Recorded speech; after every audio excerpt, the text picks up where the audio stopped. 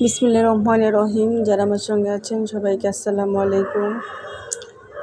এক সময় ছিল যখন ফলের এত বেশি দাম, বাচ্চারা খেতে চাইতো, তখন আসলে মধ্যবিত্তর পক্ষে এই দামি দামি ফল কেনা কিন্তু সম্ভব হতো না। কিন্তু মেয়ে অসুস্থ হওয়ার পর এত ফল বাসায় হাজির, তো সেইগুলো এখন আর মেয়েরা খেতে চাইছে না।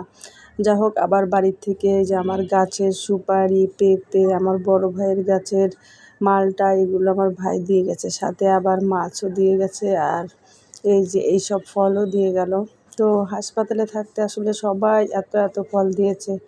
সবাই আমার মেয়েদেরকে খেয়াল করেছে, টেলিফোন করেছে, আর যারা আমার পাশে এভাবে ছিলেন সবাইকে অসংখ্য ধন্যবাদ, এবং আল্লাহর কাছে সবসময় দোয়া করি, আল্লাহ যারা আমার বিপদের সময় পাশে দাঁড়িয়েছে তাদেরকে তুমি ভালো রেখো।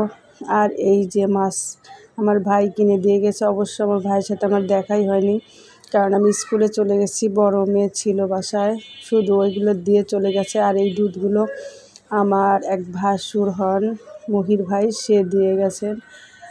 আর আজকে ছাড়ের নাস্তায় কী এসেছে সেটাও একটু দেখাই।